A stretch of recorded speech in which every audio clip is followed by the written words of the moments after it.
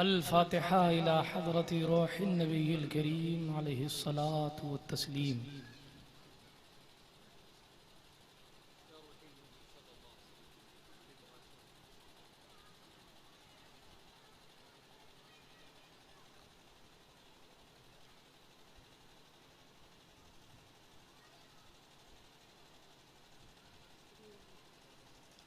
वसल्लल्लाहु तआला अला खैरि खल्क़िही व नूरि अर्शिही व ज़ीनति फ़र्शिही सय्यिदिना मुहम्मदिन व अला आलिहि व अस्हाबिही व अज़वाजिही व ज़ुर्रिय्यातिही व अहलि बैतिही व उलमाइ मिल्लतिही व औलियाइ उम्मतिही व शुहदाइ महब्बतिही अजमईन बिरहमतिका या अरहमर राहिमीन बिहक़्क़ि ला इलाहा इल्लल्लाह मुहम्मदुर रसूलुल्लाह सल्लल्लाहु अलैहि वसल्लम।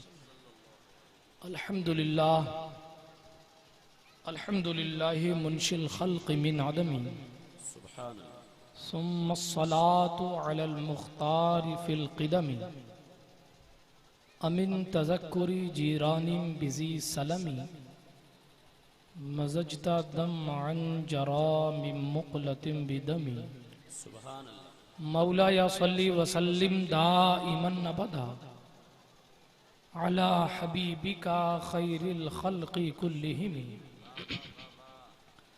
मुहम्मदुन सय्यदुल कौनैनि व सकलैन वल फरीक़ैनि मिन उर्बिन व मिन अजमी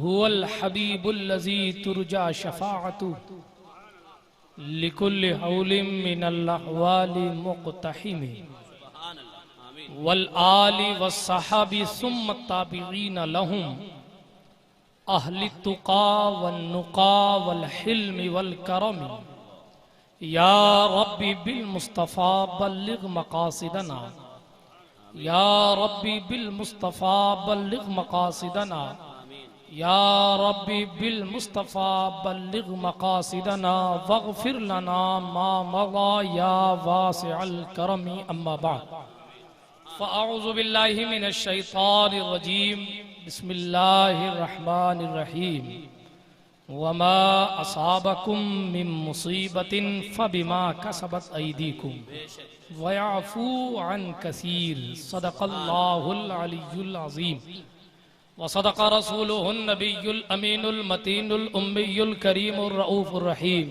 व नहनु अला ज़ालिका लमिनश शाहिदीन वश्शाकिरीन वल मुत्मइन्नीन वल्हम्दुलिल्लाहि रब्बिल आलमीन।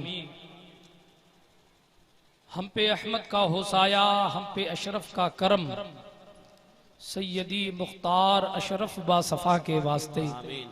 ए अशरफ ज़माना ज़माने मददनुमा तरहाए बस्तराज कलीदे करम कुशा मोइनुद्दीन हसन आलम पनाहे बसुए माँ गरीबा यक निगाहे पीरे पीरा मीरे मीरा शाहे जीला गौसे पाक एक नजरदारी बरहाल माँ परेशान या गौसे पाक ली खमसतुन उतफी बिहा हर्रल वबाइल हातिमा अल मुस्तफ़ा वल मुर्तज़ा वब्नाहुमा वल फातिमा बकारे खैश हैरानेम मगिस्ना या रसूल अल्लाह परेशानेम परेशानेम अगिस्ना या रसूल अल्लाह सल्लल्लाहु अलैहि वसल्लम गरीबम या रसूल अल्लाह गरीबम नदारम दर जहां जुज़ तू हबीबम मर्जदारम ज़इसिया रा ला दवाए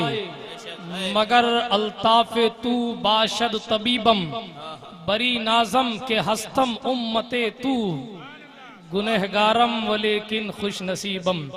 इलाही खैर गर्दानी बिहक़्क़े मुस्तफ़ा व मुर्तज़ा व शाहे जीलानी। आइए गुफ्तगू का आगाज किया जाए, उससे पहले अपने असलाफ के तरीके पर चलते हुए अपने ईमान को जिला बख्शने के लिए, अपनी बेदारी को दिखाने के लिए मुस्तफ़ा पाक की बारगाह में इस यकीन के साथ दुरूद पाक का तोहफा पेश करें कि हम यहाँ बैठ कर पढ़ते हैं और सरकार मदीने ही से सुन लेते हैं। पढ़िए दुरूद पाक।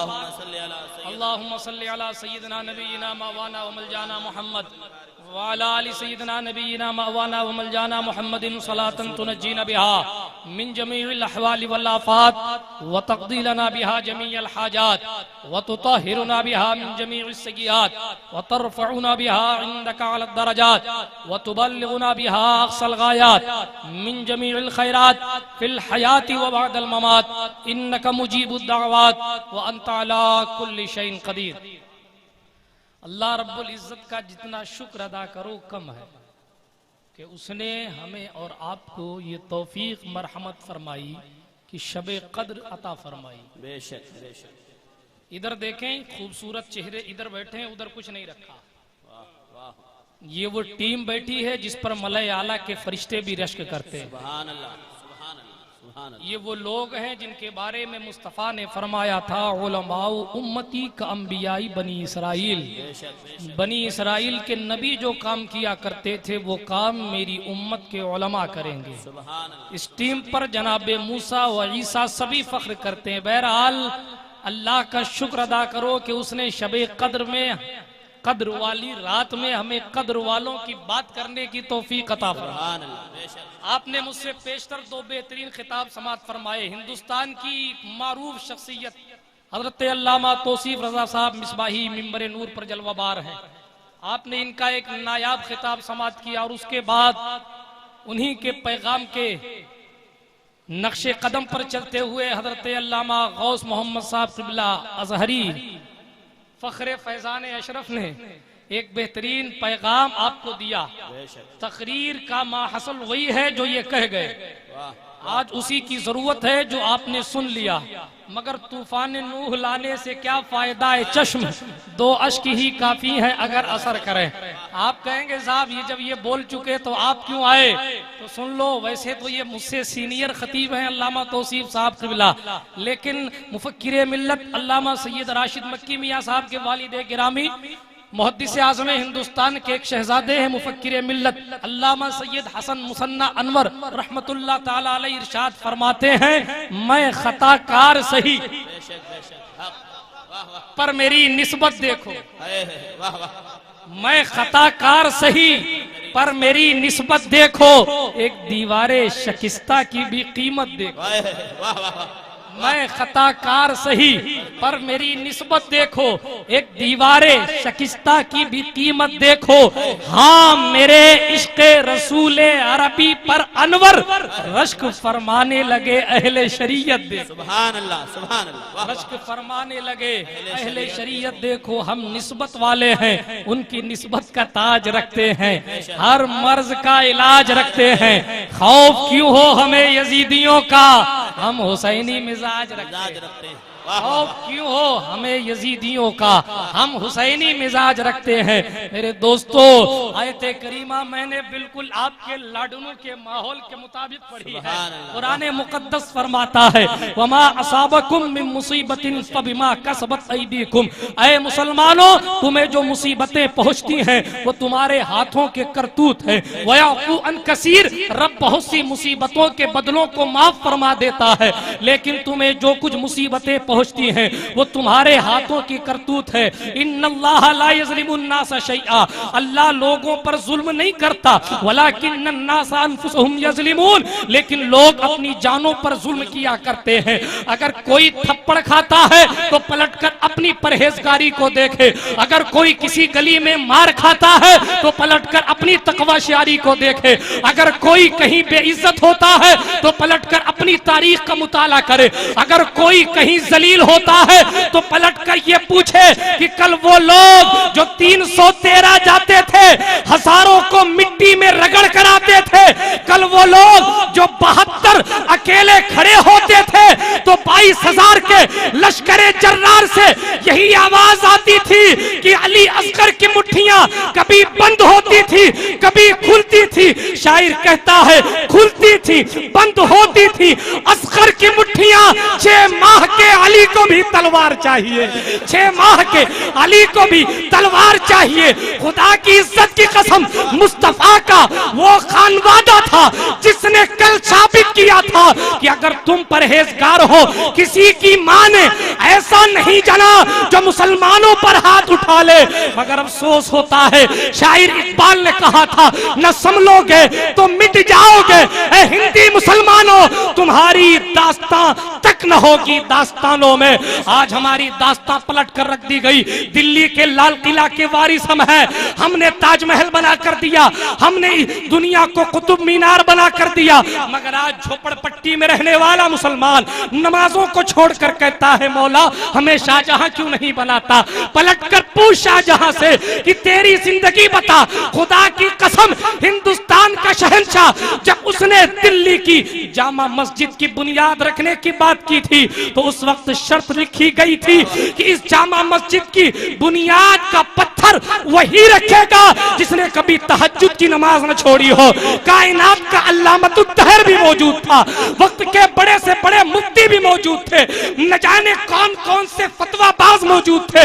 मगर मुस्तफा पाक अलैहिस्सलाम ने जिसे वकार दिया था, जिसे हिंद की सुल्तानी दी थी, शाहजहां रोता हुआ आगे आया और कहा, देखो संगे बुनियाद में रखूंगा।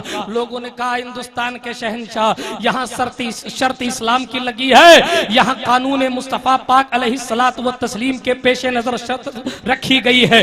यहाँ हाकिम नहीं, यहाँ हुकूमत ही नहीं चलेगी, यहाँ परहेजगारी चलेगी। तो हिंदुस्तान के उस अजीम शान शहंशाह ने रोते हुए कहा था, लोगों इस गुनहगार की कभी तहज्जुद की नमाज कज़ा नहीं हुई है। अगर तुम ये शर्त ना लगाते तो ये राज में अपनी सीने में अपनी कब्र तक लेकर जाता, मगर तुमने शर्त लगा दी है और कोई दूसरा तहज्जुद गुजार आ नहीं रहा है, इसलिए मुझे रोते हुए आगे बढ़ना पड़ रहा है। आज एक गुटके की गिनती चलाने वाला वो कहता, हजरत मेरे पास फजर पढ़ने का वक्त नहीं है, रात को मैं अगर झूठ ना बोलूं तो मेरा बिजनेस नहीं चलता है, मैं अगर झूठ ना बोलूं तो लोग मुझसे जुड़ते नहीं है।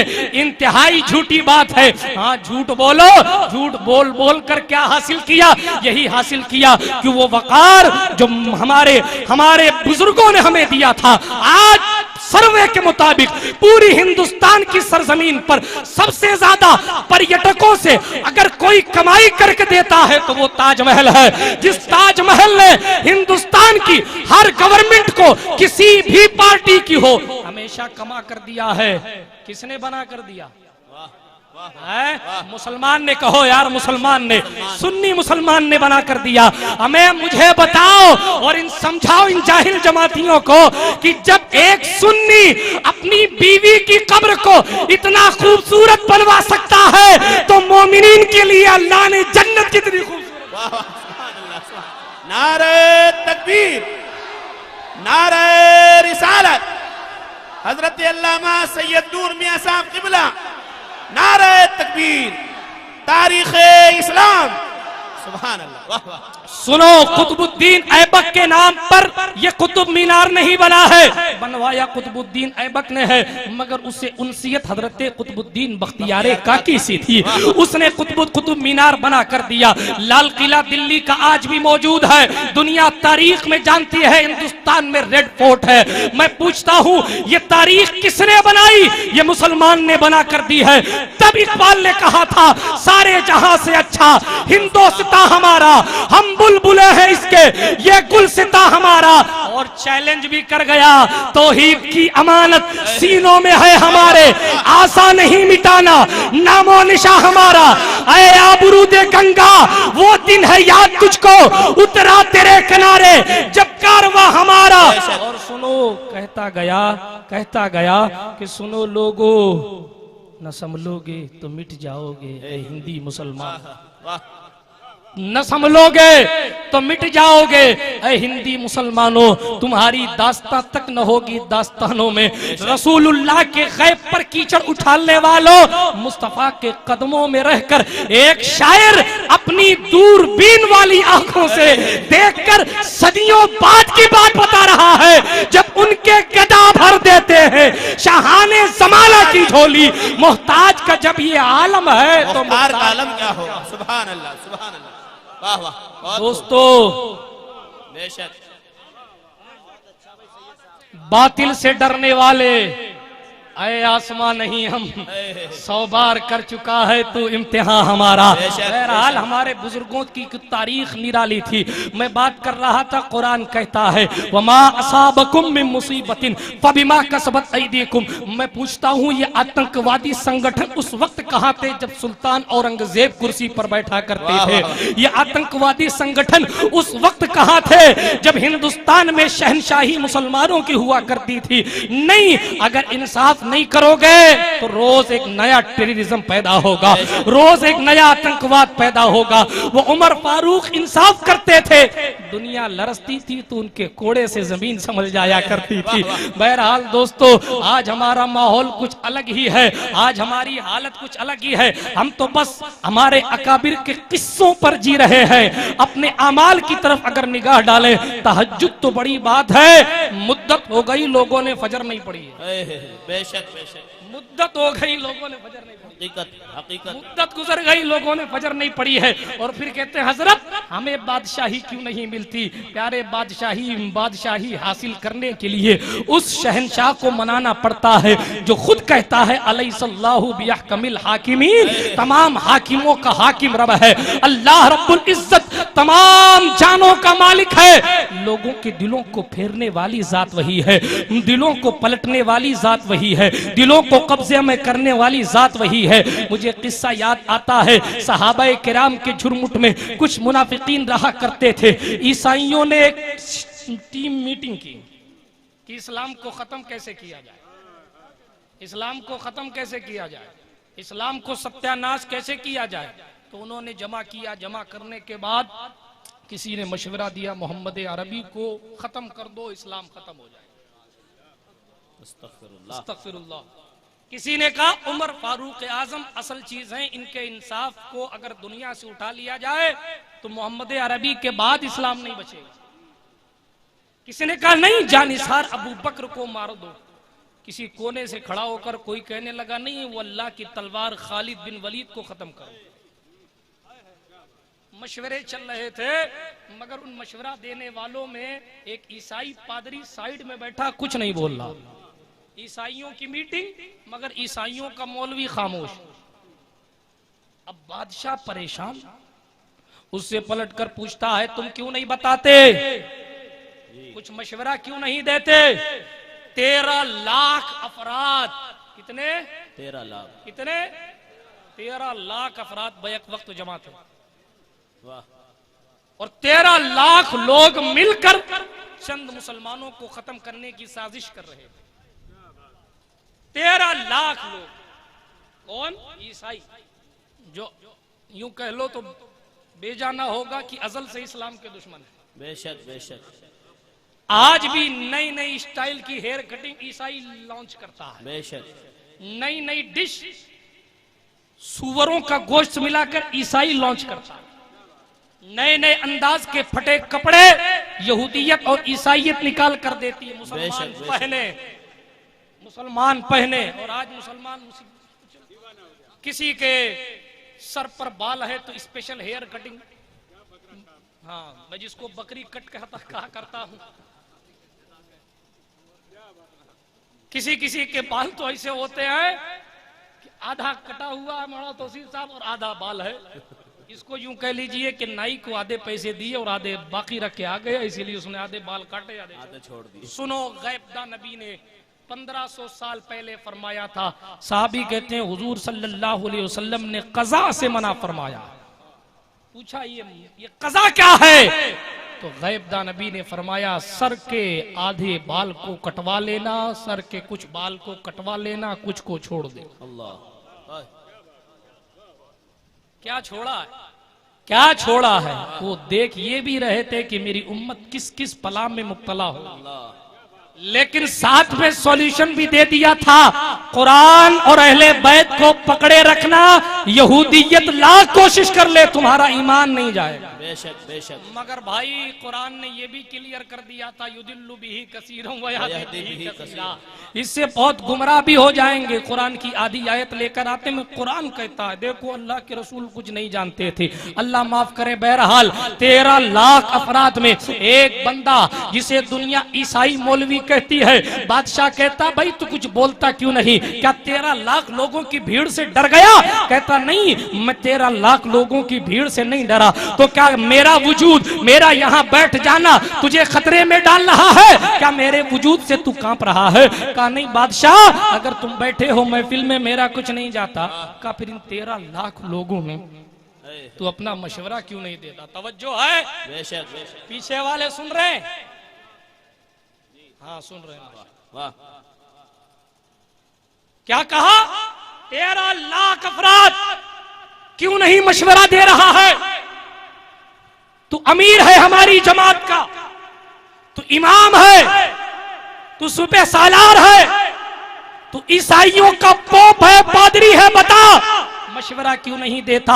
क्या मेरा मौजूद होना तुझे परेशान कर रहा है, या 13 लाख लोगों की भीड़ देखकर डर गया, बोल नहीं पा रहा है? तेरे पांव में लर्जिश क्यों है? तेरे पैर क्यों कांपते हैं? खुदा की इज्जत की कसम, उस ईसाई पादरी ने पलटकर जवाब दिया, ऐ बादशाह सुन, मसला तेरी मौजूदगी का नहीं है, मसला तेरे 13 लाख लोगों का नहीं है। सुन, इन 13 लाख लोगों में एक मुसलमान मौजूद है।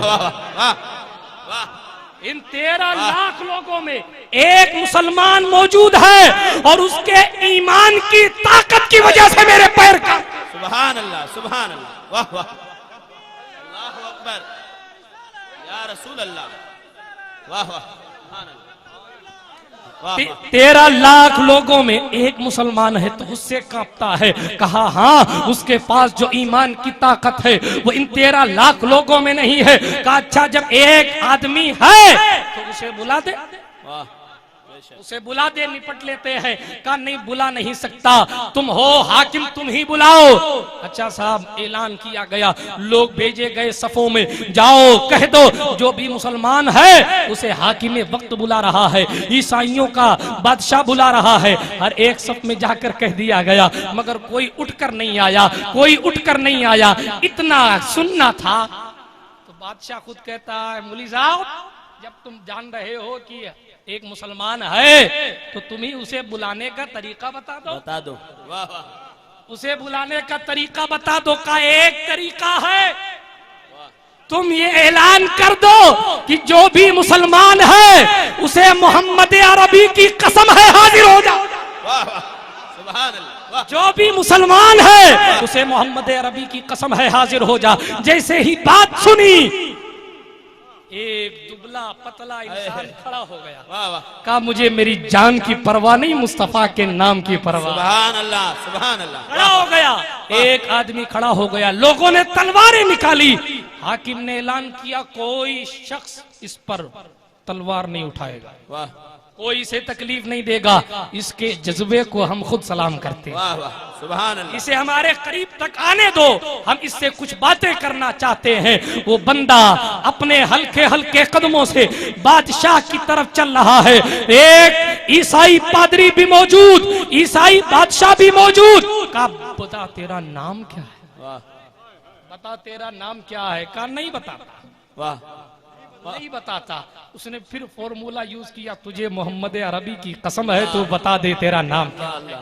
तो उसने कहा, ए बादशाह, तुम जिस इस्लाम की मुखालिफत कर रहे हो, मैं उस इस्लाम का वही शहजादा हूँ जिसे मुस्तफा ने अल्लाह की तलवार कहा है। दुनिया मुझे खालिद बिन वलीद के नाम से जानती है। नारे तकबीर, नारे रिसालत, मजहबे इस्लाम, मोहब्बते मुस्तफा, सुभान अल्लाह, वाह वाह। खालिद बिन वलीद के नाम से जानती है। क्या करना चाहते हो? किसी ने कहा कत्ल कर दो, किसी ने कहा अच्छा मौका है, जिस नाम का मंसूबा बना रहे थे आज क्रियाक्रम पूरा कर दिया जाए।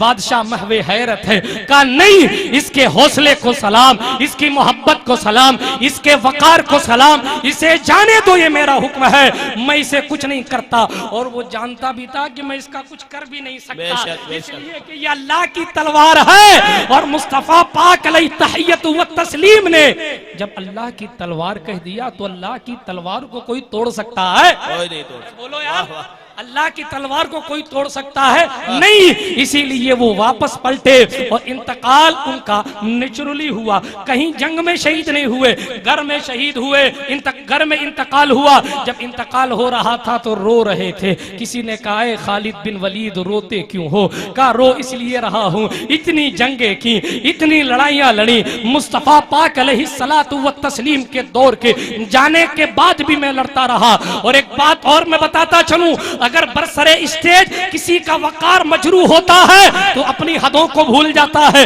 अगर किसी आम बंदे को कोई मुकर्रिर डांट देता है तो उससे बदजन हो जाता है। मगर सीखो इस्लाम क्या है खालिद बिन वलीद से। उमर अमीरुल मोमिनीन है, अमीरुल मोमिनीन फारूक आजम है। ऑन द स्पॉट मैदान जंग में उमर ने इन्हें सस्पेंड कर दिया। मगर एक खालिद बिन वलीद ने यह नहीं कहा है उमर मुझे मुस्तफा ने अल्लाह की तलवार कहा है, तुम मुझे सिपह सालारी से नहीं हटा सकते। उमर फारूक आजम से खालिद बिन वलीद ने यह नहीं कहा ऐ उमर रसूलुल्लाह पाक सल्लल्लाहु अलैहि वसल्लम के सामने मैं हुजूर की जानिब से जंग किया करता था, मैं सीनियर हूं, मुझे तुम सिपह सालारी से सस्पेंड नहीं कर सकते। मगर जंग के मैदान में हजरत खालिद बिन वलीद को अमीरुल मोमिनीन उमर इब्नुल खत्ताब ने सस्पेंड किया। बखुशी उनके पैगाम को अपने सर से लगाकर कहा ये मोहम्मद अरबी के वफादार है, मैं इनके ये अगर मुझे कमांडरी नहीं देते हैं कोई बात नहीं, मैं एक फौजी की हैसियत से लड़ूंगा। मगर बात मुस्तफा पाक के खुद्दाम की है, मुस्तफा पाक के खादिमों की है, मुस्तफा के दीन की है, इसलिए मैं लड़ता रहूंगा। अगर मुझसे वकार छीना जाए, आपसे आपका वक्त छीना जाए और हंसी मजाक करके वापस भेज दिया जाए, आप कहेंगे पता नहीं कौन से मौली साहब आए थे, एक महीने से नौजवान हमारे जलसों की तैयारी कर रहे थे, इंट्रोडक्शन भी अपना नहीं कराया, इस्लाम की तारीख भी नहीं बताई, नमाज की अहमियत भी नहीं बताई, थोड़ा सा ड्रामा करके घर चले गए। दोस्तों मुस्तफा के वफादारों ने हमें समझाया है कि वकार इससे बड़ा क्या है कि सहाबा के अमीर लश्कर थे वो, ताबईन के कमांडर थे वो, और बरसरे मैदान उमर फारूक आजम ने उन्हें माजूल कर दिया, उन्हें बर्खास्त कर दिया, उन्हें सस्पेंड कर दिया। मगर फिर भी मुस्कुराते हुए कहा ये उमर फारूक आजम है, मुस्तफा इनसे राजी थे जब इस दुनिया से गए, इनका हर फैसला खालिद बिन वलीद को मंजूर है। बहरहाल दोस्तों मैं अर्ज कर रहा था जब इंतकाल होने के करीब हुआ तो रोने लगे, कहा इतनी जंगे की किसी में मुझे शहादत का जाम नहीं मिला। अल्लाह अकबर, रो रहे हैं काश अल्लाह मुझे शहीद कर दे, अल्लाह काश शहीद करवा देता। तो सहाबाए किराम एक से बढ़कर एक हुस्न ज़न के मालिक पलट कर कहा खालिद अल्लाह के रसूल ने अपनी ज़बान पाक से तुम्हें अल्लाह की तलवार कहा था, अगर तुम मैदान में शहीद हो जाते तो खुदा की तलवार टूट जाती ना। अब बताओ तुम्हारी शहादत ज्यादा जरूरी है या मुस्तफा की बात ज्यादा जरूरी है? इतना सुनना था। खालिद मचल गए, लेकिन जाते जाते एक राज बताते जाओ, कभी हारे क्यों नहीं, कभी हारे क्यों नहीं, कभी तलवार लगी क्यों नहीं?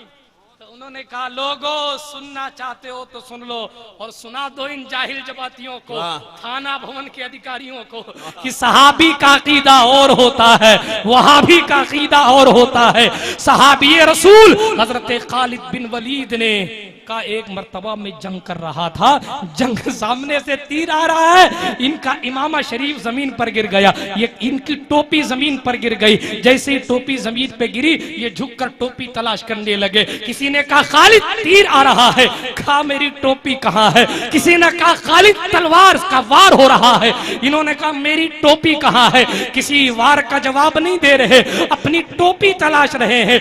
जब टोपी सर पे रख ली कहा अब आ जाओ, जिसको भिड़ना है भिड़ लो। अल्लाह अकबर, जंग खत्म हुई। पूछा ए खालिद मसला क्या है? उधर तीरों तलवार की फिक्र ना करके तुम टोपी की फिक्र कर रहे थे। कहा मेरी पूरी जान मेरा पूरा वकार इसी टोपी के अंदर तो है। कहा कैसे?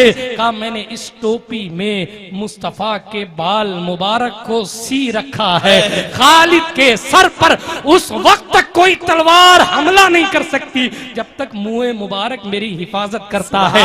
आज मुस्तफा की जात को मुश्किल कुशा मानने को शिर्क कहने वालों, मुस्तफा के बाल के बारे में जब सहाबा सहाबा का ये अकीदा है। अरे ये हदीस तो बुखारी में नहीं है, मगर वो हदीस बुखारी में है जिसमें हजरत तलहा ने कहा था दुनिया और दुनिया में जो कुछ है मेरे नजदीक मुस्तफा का बाल सबसे प्यारा। सुभान अल्लाह। नारे तकबीर, नारे रिसालत, उलमाए अहले सुन्नत, तबर्रुकाते मुस्तफा, नारे तकबीर।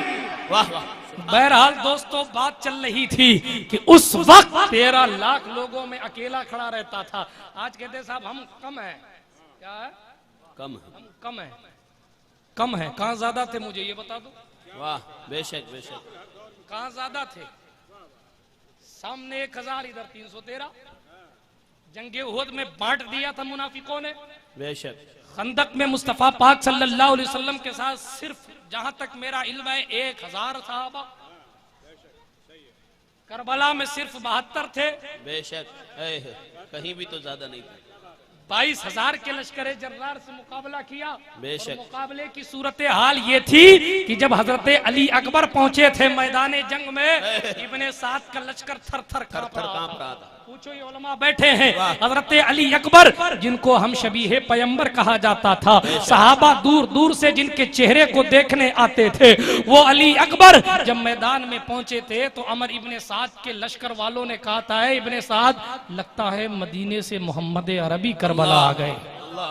किसी ने तलवार उठाने की जरूरत नहीं की थी। बहरहाल मैं मुहर्रम में आऊंगा कभी तो वाक़या करबला सुनाऊंगा। सुभान अल्लाह, मगर सुभान सुनो, मुस्तफा पाक के वफादारों ने हमें और आपको क्या दर्स दिया है। आज कदम कदम पर हमारी आंखों में, अभी आप हज़रत अल्लामा तौसीफ रजा साहब से सुन रहे थे, कोई आंखों से जिना कर रहा है, कोई हाथों से जिना कर रहा है, कोई कदमों से जिना कर रहा है, मगर वो मोहम्मद बिन कासिम था जिसने उस लड़की की आबरू की हिफाजत के लिए हिंदुस्तान पर हमला कर दिया था, जिसने कहा था मेरा तुम्हारा रिश्ता मोहम्मद अरबी की गुलामी का रिश्ता है।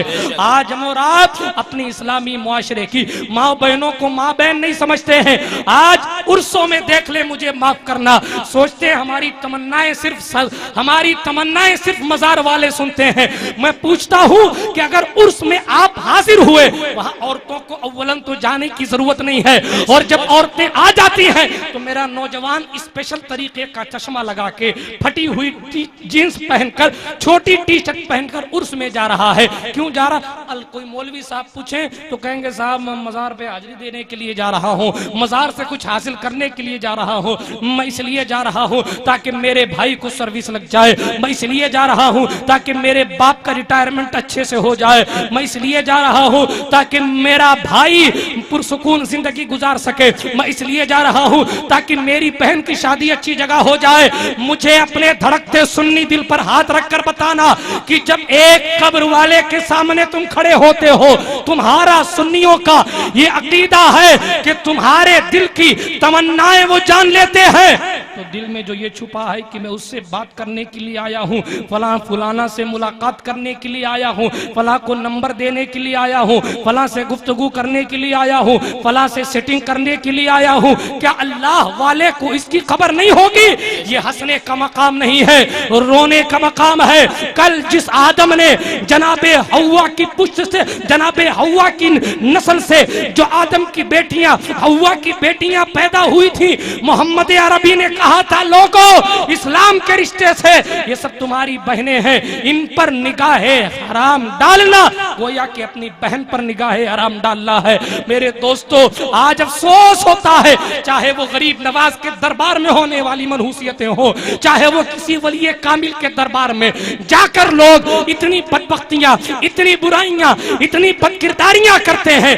मसला हाजिर होने का, कब्र पर औरतों से पूछा जाए क्या करने गई थी, पापड़ खा के आई हैं, क्या करने गई थी, थोड़ा सा पिकनिक मनाने चले गए। अफसोस होता है कि अब अल्लाह वालों के मजार को कुरान ने तफसीर के फरमान के मुताबिक अल्लाह की निशानियां कहा है, और इन शाइरुल्लाह पर जाकर शैतान के काम होते हैं, और फिर कहते हैं हजरत हमारी इज्जत बाकी ना रही, हजरत हमारा वकार बाकी ना रहा। सुनो, लाहौर की सरजमीन पर हुआ ये मसला था कि वहां एक इख्तिलाफ हुआ, झगड़ा हुआ, रातों रात मस्जिद तामीर कर ली गई, रातों रात मस्जिद बना ली गई। बड़े बड़े अल्लामा साहब खड़े होकर तारीफ कर रहे थे, मुसलमानों का हौसला देखो, एक रात में मस्जिद तैयार हो गई, मुसलमानों का वकार देखो, एक रात में मस्जिद तैयार हो गई। मगर मशरिक शायर मशरिक लाहौर का कलंदर खड़ा हुआ और सबकी मिट्टी पलीत करते हुए कहा, मस्जिद तो बना ली शब भर में,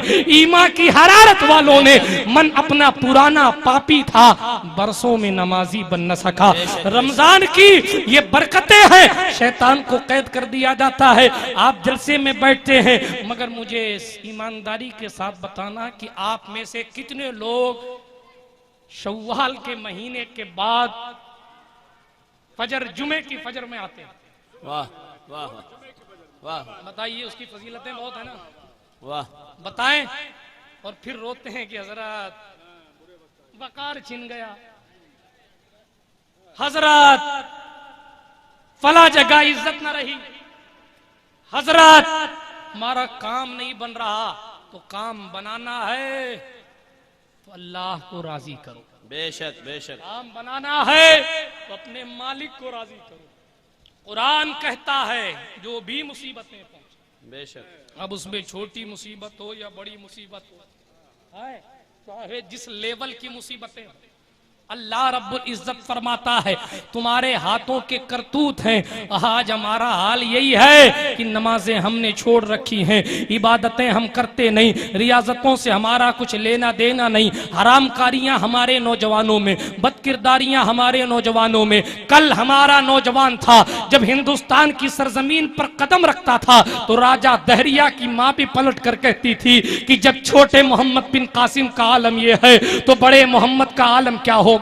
कल हमारा नौजवान था 17 साल का सैयदे सालार मसूद गाजी जब बहराइच की सरजमीन पर कदम रखता था तो दुनिया उसके मकाम को सलामी देती थी। मैं पूछना चाहता हूं आज क्या हो गया हमारे मुआशरे को? आज हमारे नौजवान कहां गए?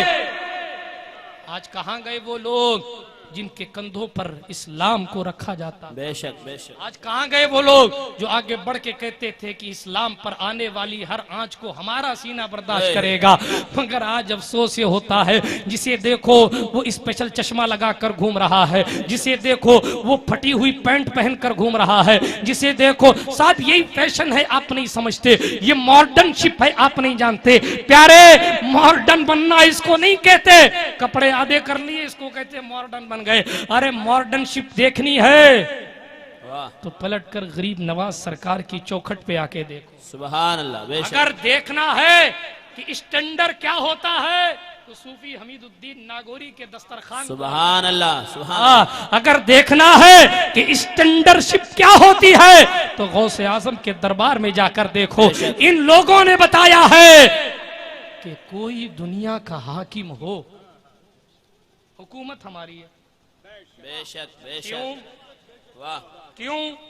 कुरान ने कहा वाह, वला तहिनू वला तहजनू व अंतुमुल आलौना इन कुंतुम मोमिनीन। बेशक बेशक। अगर तुम मोमिन हो, वाह, अगर तुम मोमिन हो, मोमिन हो, शर्त, अगर तुम मोमिन हो।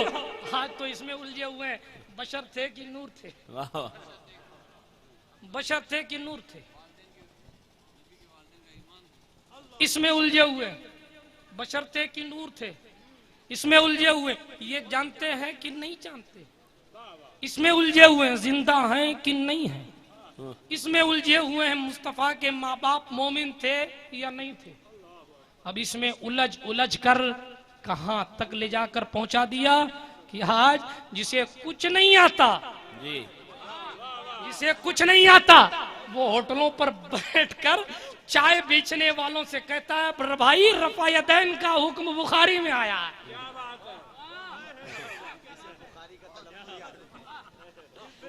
जिसे ये नहीं मालूम कि बुखारी थे कहाँ के, वाह, बेशक बेशक, उसे ये नहीं मालूम कि बुखारी बुखारा के थे, इसीलिए उनको बुखारी कहा जा रहा। जिसको ये नहीं मालूम कि बुखारी का नाम क्या था, जिसको ये नहीं मालूम बुखारी की उम्र क्या थी, जिसको ये नहीं मालूम कि मुस्तफा के दौर में और बुखारी के दौर में डिफरेंस कितना था, वो कहता बुखारी में रफायदैन आया है। बुखारी में क्या आया है? रफा यदैन आया सुन लो, मैं इन इख्तिलाफी मसलों को छेड़ने नहीं बैठा। हाँ, इतना जरूर कहकर जा रहा हूं कि अगर किसी को अपनी मरकजियत पर मुकम्मल भरोसा है तो जिस दम चाहे अहले सुन्नत के मुनाजरीन से मुनाजरा कर लेना। बेशक बेशक। अगर सुनो, वाह, सुभान अल्लाह, सुभान अल्लाह, जिंदाबाद। हम न कल दबे थे, न आज दबे हैं और न सुबह कयामत तक इंशाअल्लाह दबेंगे। हम इमाम अहले सुन्नत के मानने वाले हैं। वो और लोग हैं जो अमेरिका के पेट्रोल डॉलर पर बिक जाते हैं, सऊदी के रियाल पर बिक जाते हैं। अरे हमारे अकाबिर को अगर नानपारा का नवाब भी अचार लिखने को कहता तो पलटकर चापलूसी नहीं की जाती, बल्कि सीने पर चढ़कर कहा जाता था, करूं मध रहले तू अल रजा, पड़े इस बला में मेरी बला। सुनो, ये वो लोग हैं जिन्होंने कभी मिल्लत की खातिर सौदा नहीं किया। सुनो, अल्लाह के रसूल अलैहिस्सलाम के नामूस पर मरने मिटने कटने को तैयार, मगर कभी ये नहीं कहा कि हम गुफ्तगू नहीं करेंगे। बहरहाल मैं एक दलील देकर जा रहा हूं, 18वां पारा सूरे मोमिनून, कद अफलहल मोमिनून अल्लज़ीना हुम फी सलातिहिम खाशिऊन। तहकीक कामयाब हो गए वो मोमिनीन बेशक बेशक जो अपनी नमाजों में खुशू और खुजू लाते हैं। वाह, सुभान अल्लाह। खुशू और खुजू कहते किसे? वाह, खुशू और खुजू कहते किसे है ना? खुशू कहते हैं दिल की कैफियत को, सुभान अल्लाह, दिल की हालत को। बेशक। अच्छा, कमाल ये है कि बुखारी भी वाकई पक्के सुन्नी थे। सुभान अल्लाह, सुभान अल्लाह यार, वाह वाह, सुभान अल्लाह। किताबुर रुकू में रिवायत लिख डाली। बेशक। अल्लाह के रसूल ने फरमाया, वल्लाही मा यख्फा अलैया रुकूअकुम वला खुशूअकुम। वाह वाह वाह वाह वाह। अल्लाह की कसम, मुझ पर न तुम्हारा रुकू पोशीदा है, न तुम्हारे दिल की हालत छुपी हुई। नारे तकबीर, नारे रिसालत, उलमाए अहले सुन्नत, इल्मे गैबे मुस्तफा, सुभान अल्लाह। क्या फरमाया? सुनो लोगो, न तुम्हारा रुकू मुझ पर छुपा है, न तुम्हारा खुशू यानी दिल की कैफियत मुझ पर छुपी है। और यही खामोश नहीं हुए, मुस्तफा आगे बढ़कर फरमा गए, जैसा मैं सामने देखता हूँ वैसे पीठ के पीछे देखता हूँ। सुभान अल्लाह। अब लगाओ बुखारी पर फतवा कि वो तो हमारे जैसे थे तो आगे पीछे बराबर कैसे देखते थे? वाह, पीछे भी आंखें कैसी थी? वो निगाह नबूवत थी जो देखती थी। वाह, बेशक। अच्छा ये बताओ, इमाम आगे खड़ा हो और रुकू पीछे मुक्तदी कर रहा हो तो रुकू में क्या कर रहा है किसी को क्या मालूम? बेशक, कोई पता नहीं चलता है भाई, इमाम को नहीं पता, पड़ोसी भले जान जाए यूं यूं देख के, मगर इमाम को नहीं मालूम ना कि पीछे क्या हो रहा। मगर वो नबियों का इमाम है जो कहता है, आए अबू बकर तुम भी सुन लो, ऐ उमर जो मस्जिद नबवी के मिंबर पर बैठकर 3 मील दूर मुल्क निहावंद की जंग का नक्शा देखने वाले, उमर तुम भी सुन लो, तुम्हारे दिल की हालत मुझ पर छुपी हुई नहीं। वाह। सुनो, बहरहाल वो मुस्तफ़ा पाक सल्लल्लाहु अलैहि वसल्लम के, सुनो ये कुरान की आयत, जो अपनी नमाजों में खुशू इख्तियार करते हैं वो मोमिन कामयाब।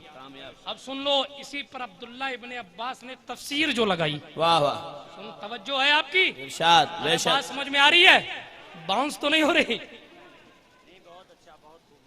कुरान के मुफस्सिर आजम, वाह, बेशक बेशक, रसूलुल्लाह सल्लल्लाहु अलैहि वसल्लम के चचा के बेटे हजरत अब्दुल्ला इब्ने अब्बास रदियल्लाहु ताला अन्हुमा क्या कहते हैं? जब उनसे पूछा गया, अब्दुल्ला इब्ने अब्बास आप बताइए ये खुशू वाले लोग कौन हैं? वाह वाह, बेशक। जो है बहुत कीमती बात बयान कर रहा हूँ, शैतान भड़काएगा, मगर सुन लो और दिल की तिजोरी में छुपा लो, कभी कोई शख्स इस दलील को रद्द नहीं कर सकता। वाह वाह। कुरान की तफसीर किसकी? अब्दुल्ला इब्ने अब्बास सहाबी रसूल की। वाह वाह। क्या कहा जब उनसे पूछा गया, जब ये कहा कुरान ने कि उन लोगों की, वो मोमिन कामयाब जो अपनी नमाज में खुशू से नमाज पढ़ते हैं, तो ये खुशू क्या है? तो अब्दुल्ला इब्ने अब्बास कहते हैं, ला यल्तफितु यमीनन वला शिमाला। सुभान अल्लाह, सुभान। जो लोग दाएं और बाएं मुतवज्जे नहीं होते, बेशक, यानी जो न इधर देखते हैं न उधर देखते हैं, और क्या फरमाया, वला यरफऊना अयदियकुम फिस्सलात, और वो लोग खुशू वाले हैं जो नमाज में अपने हाथों को नहीं उठाते। सुभान अल्लाह, सुभान अल्लाह, वाह वाह। नारे तकबीर, नारे रिसालत, उलमाए अहले सुन्नत, मसलके आला हजरत, सुभान अल्लाह, वाह वाह। अब कहे अब्दुल्ला इब्ने अब्बास क्यों मिट्टी पलीत कर गए इब्ने तैमिया की, क्यों जिंदगी बर्बाद कर गए तुम जमात, तमाम इस्माइली जमात की क्यों खराबा कर गए। साहबी कहते हैं देखो ये वो अमल है जिसके बारे में अल्लाह के रसूल सल्लल्लाहु अलैहि वसल्लम का, वो सहाबी जिसके बारे में अल्लाह के रसूल ने हाथ उठाकर दुआ की थी, मौला अल्लाहुम्मा अल्लिमहुल कुरान, अल्लाह अब्दुल्ला इब्ने अब्बास को कुरान की तफसीर सिखा दे। सुनो, मुस्तफ़ा ने जिसके बारे में दुआ की वो अब्दुल्ला इब्ने अब्बास कहते हैं वो लोग जो नमाजों में अपने हाथों को नहीं उठाते हैं, सुभान अल्लाह, उनकी नमाजें खुशू वाली हैं, उनकी नमाजें खुजू वाली हैं, उनकी नमाजें हैं, इसीलिए वो कामयाब। वाह वाह वाह वाह, बहुत खूब, बहुत खूब। तोड़ दो अब्दुल्ला इब्ने अब्बास के इस कौल को, वाह वाह, तोड़ के बताओ, लाओ फतवा अब्दुल्ला इब्ने अब्बास पर और लगा दो कि रफ़ायदैन के खिलाफ ये सहाबी जाता है। सुनो, बुखारी बाद में है, अब्दुल्ला इब्ने अब्बास पहले हैं। सुनो, बुखारी ने अपना नुक्ता नजर बयान किया, मगर तिर्मिज़ी ने यह भी लिख दिया कि अब्दुल्ला इब्ने अब्बास ने जब नमाज पढ़ाई थी तो मुस्तफ़ा की सुन्नत को अदा करते हुए जब नमाज पढ़ाई तो सिवाय तकबीर तहरीमा के हाथ नहीं उठाया था। अच्छा, मैं पूरे चैलेंज के साथ कहता हूं कि एक खैर मुकल्लिद मौलवी खड़ा होकर ये लिख के दे दे कि अगर रफ़ायदैन नहीं करोगे तो नमाज नहीं होगी। वाह वाह, बेशक। पहले मैंने हनफी मसलक को साबित किया चूंकि वो मेरा मसलक है। बेशक बेशक, हक। अब अगर कोई ये कहे कि गौस पाक हमारे हैं रफ़ायदैन करते थे, हाँ ये भी एक बीमारी है। जी जी, गौस पाक हमारे क्यों साहब, वो रफ़ायदैन करते थे। लोगों में ये आम कर दिया गया है। मैं गालिबन पिछली बार भी मैंने कहा था और इस बार फिर कहता हूँ, मारूफ करखी की मजार पर 40 दिन तक बैठकर चिल्ला किया है गौस पाक ने, तुम भी कर लो गरीब नवाज की बारगाह में, रफ़ायदैन पर झगड़ना ही बंद कर दो। वाह वाह वाह वाह वाह, सुभान अल्लाह, सुभान अल्लाह, बहुत खूब, वाह वाह, बेशक बेशक। सुनिए, कोई भी गैर मुकल्लिद आलिम ये फतवा मुझे लिख कर दे दे कि जो नमाज में रफ़ायदैन न करे उसकी नमाज नहीं होती। वाह, बेशक, बहुत खूब। कोई लिख के नहीं दे सकता। वो नहीं साहब, नमाज तो हो जाएगी मगर बेहतर नहीं है, खिलाफ औला है, सुन्नत के खिलाफ। नमाज हो जाएगी। तो मैं बड़ी ईमानदारी के साथ कहता हूँ, आप हमारी मस्जिदों में रफ़ायदैन ना करें, अपनी मस्जिदों में धमा चौकड़ी मचाएं, उससे हमें क्या लेना। वाह वाह वाह वाह, बेशक बेशक बेशक। जब क्लियर है कि अगर रफ़ायदैन न करो तो भी नमाज हो जाएगी, तो सुन्नी शख्स जब ये कहे कि साहब आपके रफ़ायदैन से मेरी नमाज में थोड़ा बहुत खलल होता है, आप मत किया करें। मैं नेचुरली बात बिल्कुल जमीनी सतह की बात कर रहा हूं। बेशक, अगर कोई शख्स ये कहे कि आपके रफ़ायदैन करने से मुझे खलल होता, आप न किया करें रफ़ायदैन, तो आपका मौलवी खुद ये लिख के देगा कि हाँ साहब रफ़ायदैन नहीं करोगे तो भी नमाज हो जाएगी।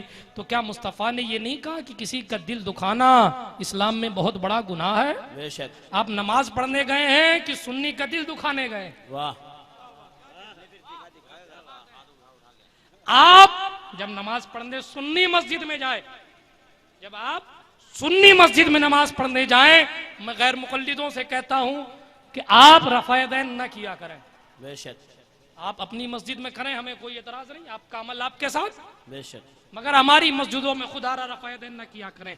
आप कहें मैं साबित कर दूं, मैं साबित कर दूं, तो देखो एक जमाना गुजर गया, कईयों के बाप दादा साबित करते हुए आए और क्या हुआ, मसले का आज तक नतीजा नहीं निकला है। मैं इस तफसील में जाना नहीं चाहता, मैं सिर्फ एक जुमला कहना चाहता हूं ईमानदारी के साथ। दूसरी बात, ये आकर तकबीर से पहले खड़े हो जाते हैं। तकबीर से पहले हम सफ बनाने के लिए खड़े हुए, यही कहते हैं ना, हम सफ बनाने के लिए खड़े हुए। ये सुन्नी मस्जिद है, यहाँ हय्या अल सलाह से पहले, हय्या अल फलाह से पहले कोई खड़ा नहीं होगा, तो अकेले पीछे खड़े होकर सब बनाएगा। इसलिए आप अपनी मस्जिदों में अजान से खड़े होकर सब बनाओ, हमें कोई लेना देना नहीं है। हमारे यहाँ जब आओ तो जब लोग खड़े हो तब सब बनाया, तब सब बनाया। बेशक मैं ईमानदारी की बातें कर रहा हूँ, या आप न कहें कि मैं किसी का पक्ष लेकर बात कर रहा हूँ, एक इंसाफ की बात मैं कर रहा हूँ। अफसोस होता है कि नहीं, बात यहाँ दलील की नहीं है, दलील के सामने झगड़े की बात है। बेशक लड़ाई हो, झगड़ा हो, खराबा हो, कब्जा हो, ये हो वो हो, अल्लाह खैर करे। बहरहाल दोस्तों, अतः सवाल ये है कि ये कल क्यों नहीं पूछते थे, आज ही क्यों पूछते हैं जी। कल क्यों नहीं आते थे, आज ही क्यों आते हैं? इसलिए कि हमारे नौजवान को खड़ा करके पूछो तो उसे नहीं मालूम कि ईमान मुफस्सल किसे कहते हैं। बेशक बेशक ईमान मुफस्सल किसे कहते हैं नहीं मालूम। जब उसे पता ही नहीं है, वो चाय बनाने का काम करता है, अब लोग उसके पास जाकर पूछते हैं बताओ जोर से आमीन कहना कैसा है, कैसा है? हुजूर ने फरमाया, बुखारी की हदीस है, जोर से आमीन कहा करो। मैंने कहा जोर का लफ्ज दिखा दो हदीस में, बुखारी। वाह बेशक जोर का लफ्ज दिखा दो। कहा कहते थे जब हुजूर वलद्दालीन कहते थे तो साहबा कहते थे आमीन, साहबा कहते थे। और एक रिवायत पेश करते इतनी जोर से कहते थे कि मस्जिद गूंज जाती है। तो झूठी बात। रिवायत वो कबूल होती है जो दिरायत और रिवायत दोनों के मुआफिक हो। बेशक कच्ची मस्जिद कभी गूंजा नहीं करती है। बेशक हुजूर अलैहिस्सलाम के दौर में मस्जिदें कच्ची थी तो गूंजती कैसे थी? बेशक गूंजने का मसला ही नहीं पेश आ मसला रहा। नहीं पेश आ रहा। बेशक हाँ, अब लोगों को कहते रहो गूंजती थी, कैसे गूंजती थी? बुखारी के अल्फाज हैं, खजूर की छाल की मस्जिद थी। बेशक बुखारी के अल्फाज हैं, 21वीं शब में पानी बरसा था, जमीन में कीचड़ कीचड़ हो गया था। मुस्तफा ने जब सर उठाया अपना तो मुस्तफा की पेशानी मुबारक पर कीचड़ लगा हुआ था और सरकार ने फरमाया शब कद्र है आज। सुभान अल्लाह सुभान अल्लाह। बारिश हुई थी उस रात, आज भी हुई ना थोड़ी सी जी। वाह वाह। इशारा नहीं समझते लाडू वाह वाले। सुभान अल्लाह सुभान मुफ्ती आजम राजस्थान फरमाया करते थे। वाह वाह सुनो, वाह। काजी अय्यूब साहब से पूछिएगा, बहुत साथ रहे। मौलाना वाजिद साहब से पूछिएगा, मौलाना इकबाल साहब से पूछ लीजिए, आप हाफिज अफजल साहब से पूछ लीजिए, सब रहे हुए मुफ्ती अशफाक हुसैन नईमी अलैहि रहमतुर रहमान की बारगाह में फरमाया करते थे हजरत कि जब जलसा शुरू हो जी। वाह वाह वाह। और बारिश की चंद बूंदें आकर बंद हो जाए, समझ लेना मुस्तफा के वसीले से रब की बारगाह में जलसा कबूल हो चुका। नारे तकबीर, नारे रिसालत। सुभान अल्लाह सुभान अल्लाह। जिंदाबाद। अल्लाहु अकबर। सुभान अल्लाह सुभान अल्लाह। वाह वाह। तो कबूलियत की दलील हमें थाना भवन से नहीं, आसमान जब दे रहा है तो कह दो जिसकी वफादारी का सबूत आसमान देता है, हमें किसी और से अपनी वफादारी के सिग्नेचर नहीं चाहिए।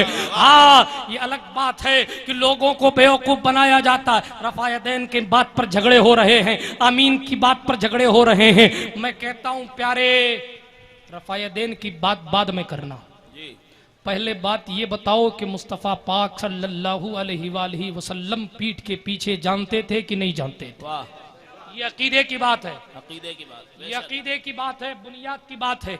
रसूल पाक को क्या मालूम था क्या नहीं था? आपको हक अगर किसी ने दे दिया है गलती से तो आप बताएं। हालांकि कुरान कहता है फ़अौहा इला अब्दिही मा औहा, अल्लाह ने अपने खास बंदे को दे दिया जो चाहा। बेशक। कितना दिया, नबी ने कितना लिया, ये अल्लाह देने वाला जाने, मुस्तफा लेने वाला। वाह बेशक बेशक। जब तीसरा कोई था ही नहीं तो कैसे कलम उठा सकता है कि हाँ इतना दिया इतना नहीं दिया? वाह वाह वाह। इतना दिया इतना नहीं दिया। बहरहाल हमारी जबान इस लायक नहीं कि हम मुस्तफा के इल्म के बारे में कुछ गुफ्तगू करें, मगर दोस्तों सिर्फ एक बात मैं आपको बता दूं, आज मुआशरे में क्या मर्ज है? मर्ज सिर्फ सबसे बड़ा ये है कि हमने पढ़ा नहीं, हमने पढ़ा नहीं। हमारा जवान क्या समझता है कि ताजिया के नीचे से निकलना सुन्नियत है। अल्लाह। हमारा जवान क्या समझता है कि मुहर्रम में ढोल बजाना ही सुन्नियत है। हमारा जवान क्या समझता है सबील पिलाना ही सुन्नियत है। हमारा जवान क्या समझता है कि सुन्नियत सिर्फ मजार पर हाजिरी देने का नाम है। हमारे लोग ये समझते हैं सुन्नियत सिर्फ सलाम पढ़ने का नाम है, मगर नहीं दोस्तों, सुन्नियत सिर्फ सलाम पढ़ने का नाम नहीं, ये तो निशानियां हैं सुन्नियों की। बेशक बेशक। वाह वाह वाह। सलाम पढ़ता है निशानी है कि सुन्नी है। बेशक बेशक। अगर नहीं पढ़ता तो ये नहीं कह सकते कि ये सुन्नी नहीं। बेशक। भाई आपको पते की बात बता के जा रहा हूं, सुन्नियत सलाम सिर्फ सलाम पढ़ने का नाम नहीं है, बल्कि मुस्तफा पर दिलो जान कुर्बान करने का नाम। अल्लाह सुभान अल्लाह। अब मुझे बताएं कि एक साहब खड़े होकर कहते मुस्तफा झूठ बोल सकते थे। अस्तगफिरुल्लाह। आप पूछ लें, आप धांधली के साथ नहीं, ईमानदारी के साथ पूछें, क्या हुजूर सल्लल्लाहु अलैहि वसल्लम गुनाहों से महफूज थे? तो उनका कुरान कहेगा, उनके कुरान का तर्जुमा कहेगा, ए नबी हमने आपके अगले पिछले गुनाह माफ कर दिए। माज़अल्लाह। तो पता चला नबी को गुनहगार जानते थे, तभी तो कहा गुनाह माफ कर दिए। अब जब नबी गुनाह कर सकते हैं तो कल को कोई दूसरे मजहब का शख्स खड़ा होकर कहेगा ये झूठ कहे गए मोहम्मद की अल्लाह है। जब गुनाह कर सकते हैं, झूठ बोल सकते हैं, तो ये भी बोल गए होंगे कि जन्नत है। क्या जवाब देंगे आप? कोई जवाब नहीं। कोई जवाब नहीं। बेशक। मगर आशिक पलट कर कहेगा लोगों, मोहम्मद अरबी कभी झूठ नहीं बोलते। बेशक बेशक। वाह। लोगों, मुस्तफा पाक की जात को अल्लाह ने तमाम ऐबों से पाक पैदा फरमाया। बेशक। वाह। जब ये अकीदा रखोगे तो सामने वाला ये कह नहीं सकता कि हाँ हुजूर झूठ बोल सकते हैं। बहरहाल तरह तरह की उलझनों में उलझाया जाता है। हाँ साहब चलो नमाज पढ़ लेते हैं, नमाज नहीं पढ़ते, पूरी तकरीर हो गई, मौलवी साहब ने, आपके मौलाना ने नमाज में तकरीर, नमाज का नहीं कहा तकरीर में, क्या फायदा इसी तकरीर से? सुनो, नमाज इबलीस ने भी बहुत पढ़ी थी, सजदे इबलीस ने भी बहुत किए थे, मगर अकीदा पहली शर्त है। जो ये कहे मुस्तफा जिंदा नहीं, उसकी नमाज कैसे? वाह। बेशक बेशक। भाई आप अत्तहियात में क्या पढ़ते हैं? अस्सलामु अलैका अय्युहन नबी, सलामती हो आप पर ऐ नबी। क्या पढ़ते हैं? सलामती हो आप पर, सलाम हो आप पर, ऐ नबी, ऐ नबी आप पर सलाम। मैं ऐ पर नहीं बोल रहा, सिर्फ आप पर बोल रहा हूं। आप पर सलाम। आप किसके लिए बोला जाता है? जो सामने मौजूद हो। बेशक बेशक। आप किसके लिए बोला जाता है?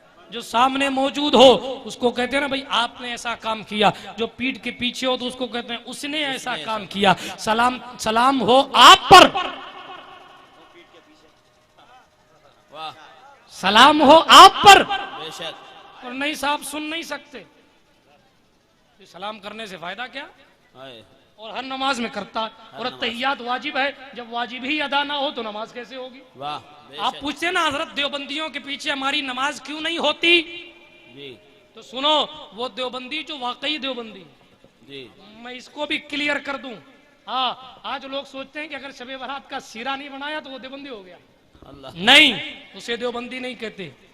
देवबंदी उसे कहते हैं जो अल्लाह रब्बुल इज्जत के बारे में कहे कि अल्लाह ताला झूठ बोल सकता है, और उसकी तस्दीक करे वो बंदा जो इस दौर में जी रहा है कि हाँ उसने अगर ऐसा कहा कि अल्लाह झूठ बोल सकता है, और ऐसा कहकर उसने अच्छा किया, माज़अल्लाह हम उसकी तायीद करते हैं, उसने कुछ गलत नहीं कहा, अब वो देवबंदी है। बेशक बेशक। वाह। अब वो देवबंदी है। और आज लोग कहते हैं हम देवबंदी हैं, और अशरफ अली थानवी कौन था तो पता ही नहीं। मालूम नहीं। हम देवबंदी हैं। अच्छा साहब, कब से? बाप दादा के टाइम से। हाँ, ये सच्चाई है, मेरे खुद के सामने की बात है जी। एक कैसा, मैं मुतशद्दिद देवबंदी हूं, मैंने सामने बैठाया, नदवतुल उलमा का शागिर्द था, तालिबे इल्म था, ट्रेन में मुझे मिल गया। मैंने कहा ये बताओ, क्या अल्लाह के रसूल सल्लल्लाहु अलैहि वसल्लम के बारे में तुम ये कहते हो कि मोहम्मद या अली जिनका नाम उसे पीठ पीछे की खबर नहीं? कहा नहीं हजरत, ये तो झूठी बात है। क्या कहा? ये झूठी बात।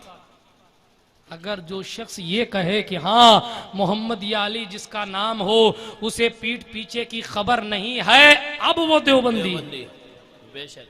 जिसको इस अकीदे का कुछ इल्म भी ना हो उस पर मुर्तद होने का फतवा नहीं लगाया जाता। बेशक बेशक। समझे आप? बहरहाल ये तफसीली बात है, कभी तन्हाई में पूछिएगा, मगर अफसोस ये होता है कि चूंकि जानकारी नहीं है, जिसने थोड़ी सी मोड़ी ऊपर कर ली तो सुन्नी तो इतना ज्यादा समझदार हो गया है कि अपने वालों को भी ऊंचा पजामा देख के पराया समझ ले रहा है।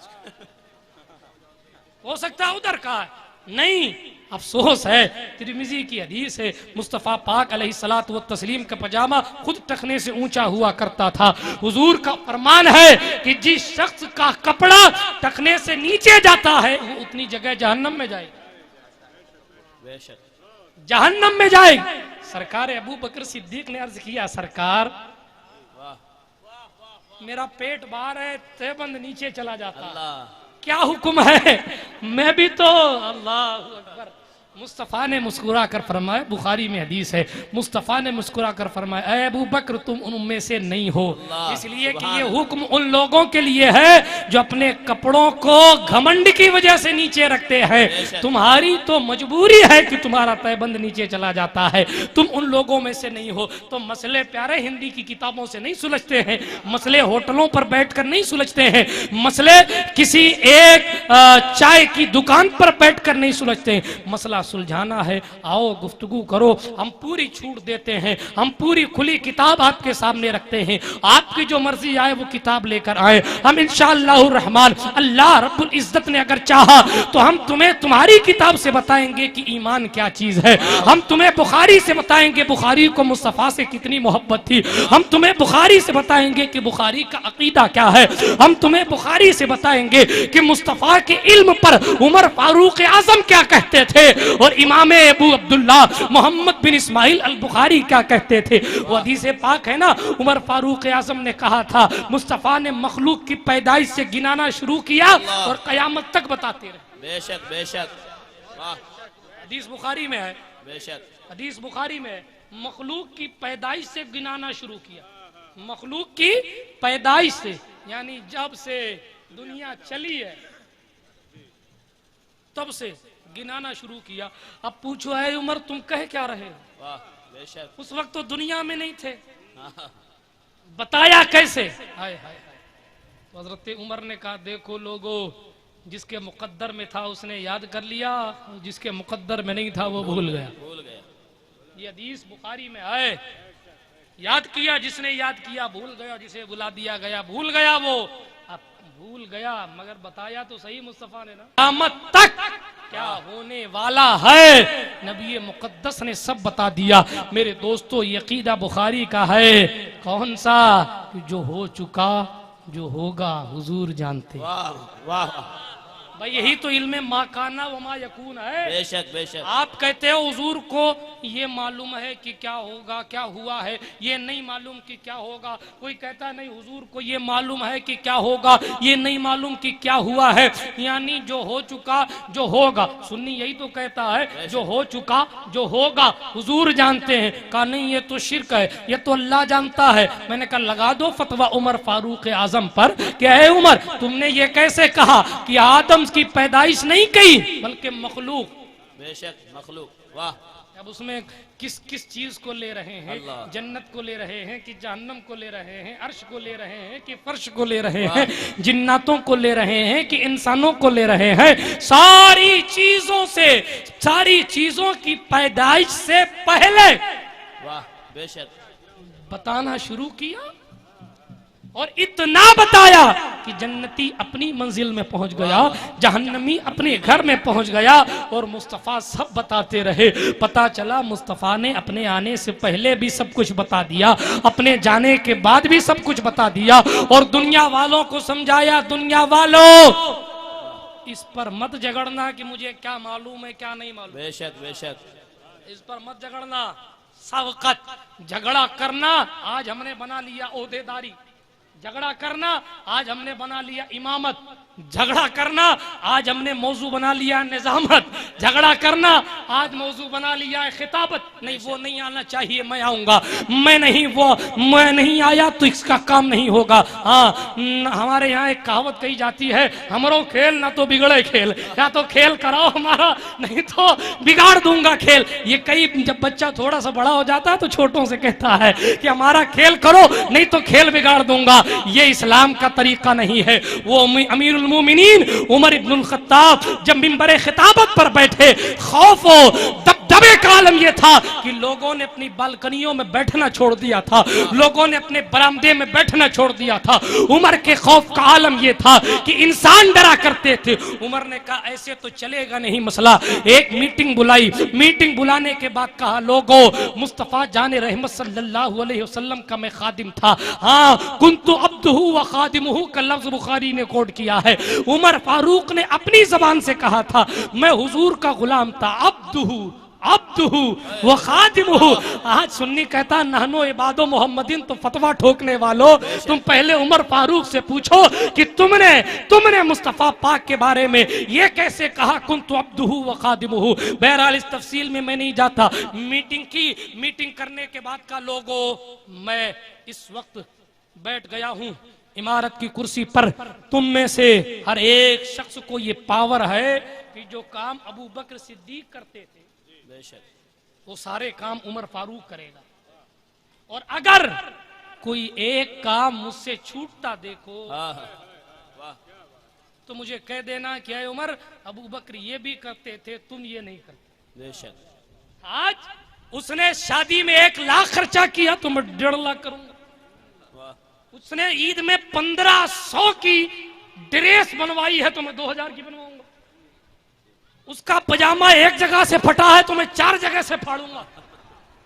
कल को नंगे हो जाना और फिर कहना फलाने खान की हम एक्टिंग कर रहे हैं। सुनो, हुजूर का फरमान है अल मरउ मा मन अहब्बहु, जिससे मोहब्बत करोगे उसी के साथ फेंके जाओगे। सुनो, अगर बिलाले हबशी की तड़प दिल में होगी, अगर मोहम्मद अरबी से उल्फत दिल में होगी तो तुम्हें मुस्तफ़ा के खादिमों के सदक़े जन्नत मिल जाएगी, तुम्हें मुस्तफ़ा के खादिमों के सदक़े जन्नत मिल जाएगी। और किसी खान पठान की पैरवी करोगे तो मुंह के बल घसीट कर जहन्नम में फेंक दिया जाएगा। सुनिए, उमर फारूक ने कहा आज हम सबकत करते हैं बुराइयों में, आज हम सबकत करते। उसने इस एक्टिंग से बाल कटवाया, मैं दूसरी कटिंग करवा के आऊंगा। उसने 10,000 का मोबाइल लिया, मैं 12,000 का लेकर आऊंगा। वो 10 रुपए का गुटखा खाता है, मैं 12 रुपए का खाऊंगा। आज लड़ाइयां इस बात पर हो रही काजी साहब, बेशक रोने का मकाम है, अफसोस का मकाम है। मगर कल साहबा कहते थे आज मुस्तफा के वजू का पानी इसको ज्यादा मिल गया तो कल मैं ज्यादा लेने की कोशिश। सुभान अल्लाह। बेशक साहबा कहते थे इसने 4 रकात नफल पढ़ी है तो मैं 6 पढ़ने की कोशिश। कल सहाबा कहते थे कि उमर फारूक आजम अगर अबू बकर सिद्दीक से बढ़ने की कोशिश करे तो सरकार उमर लेकर आए अपने घर का आधा माल लेकर मुस्तफा की खिदमत में आए। सरकार पूछे अरे उमर क्या लाए हो, घर में क्या छोड़कर आए हो। हजरत उमर कहें सरकार आधा माल बैतुल माल के लिए ले आया, आधा माल अपने घर में छोड़ आया। इतने में अबू बकर सिद्दीक आ जाए। पूछा है अबू बकर क्या लेकर आए हो, कहा घर के सारे माल को उठा लाया हूँ। का फिर घर में किसको छोड़ा? अल्लाह और उसके रसूल को छोड़ा। वाह वाह वाह। अरे इतनी मशहूर बात है, सुभान अल्लाह, इतनी मशहूर बात है। क्या कहा? अल्लाह और उसके रसूल। सुना है ना भाई आपने? हजरत अबू बकर ने कहा सरकार अल्लाह और उसके रसूल को छोड़कर आया हूँ। अब इसी पे गिलवी नुक्ता सुन लो। सुभान अल्लाह सुभान अल्लाह। समझाओ इन जाहिल जमातियों को हुजूर हाजिर नहीं नाजिर नहीं।